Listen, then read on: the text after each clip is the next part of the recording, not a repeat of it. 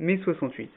La France est en ébullition et mon père arrive juste à temps pour être témoin de ces événements de ce joli mois de mai. Et toi, mamie, comment as-tu vécu ce mois exaltant? Bon, tu sais, j'avais 20 ans. Je pensais qu'à l'arrivée très proche de ton père, où je me sentais pas totalement concernée par tout ce qui se passait autour de nous. Puis tout d'un coup, il y a eu beaucoup plus d'infos. Il y avait plein de manifestations, il y avait des meetings. Ça, c'était chouette. Moi, j'y allais, j'aimais bien ça. Il y avait des prises de parole, c'était intéressant. Il y a eu plein de reportages en direct à la radio. Alors, il se passait plein de choses à Paris, il se passait plein de choses partout. C'était bien. J'habitais avenue de la Ville et là, il y avait toujours du bruit dans la rue. Et je crois que ça m'a remis dans la réalité. Et t'arrivais à manifester bien que tu étais enceinte? Oh oui, tu penses bien, j'y arrivais. J'étais jeune, hein. Bon, j'étais un peu fatiguée, mais oh non, c'était trop bien. Mais comme j'étais bien fatiguée, je suis allée rendre visite à ma maman pour me reposer un peu. Mais c'était grève générale, donc il n'y avait pas de bus. Ça fait rien, un copain m'a gentiment proposé de m'emmener dans sa voiture. D'accord. Et c'était une 2 chevaux, et sans banquette arrière. C'était un peu dur. Mais ça fait rien, j'y suis allée quand même et j'ai passé un très bon moment. Et dans cette histoire, papa, il devait arriver quand? Écoute, on était le 21 mai. Et il était prévu le 28. Et moi, on me dit le 28, c'est le 28. Donc tout allait bien. Alors du coup, qu'est-ce qui s'est passé?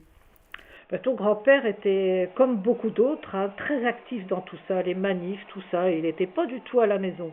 Et le soir, plein de copains, du bruit, des rires, de l'ambiance, quoi. C'était très sympa. Et puis ce soir-là, ils ont voulu manger. Et ton grand-père, toujours, il m'a dit, tu vas bien nous faire des crêpes. Oui, mais bon, dur quand même. J'étais fatiguée. Bon, tu me connais, je suis gentille. J'ai pas dit non. J'ai pas dit oui, mais j'ai pas dit non.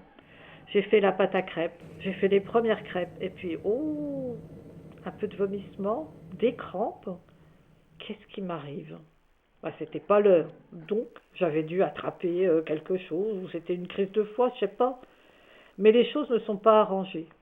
Alors, après avoir demandé l'avis à belle-maman, elle nous a dit, il faut partir là maintenant. Donc on est parti à l'hôpital, toujours en 2 chevaux, avec le mari et le copain, très chevelu, mais l'hôpital en grève lui aussi. Eh oui, c'était bien le moment d'y aller. Un premier bébé, parfois c'est un peu long.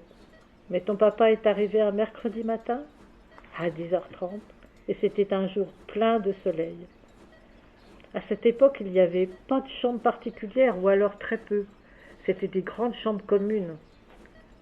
Ton grand-père, entre 2 manifs, il est venu nous voir, accompagné de son copain, toujours, le grand chevelu, costaud.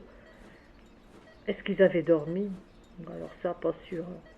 En entrant dans la grande chambre, ils ont levé le poing en disant « Salut au nouveau Che Guevara ». Oh là là là là, la honte. J'aurais voulu être au fond de mon lit. Mais maintenant, c'est un très bon souvenir. Mais au fait, dis-toi, tu sais qui c'est Che Guevara? Non, je sais pas. C'est un révolutionnaire, marxiste-léniniste. C'est un ami de Fidel Castro. Tu sais qui c'est Fidel Castro? Lui non plus, je le connais pas. Oh, mais ça, c'est une autre histoire.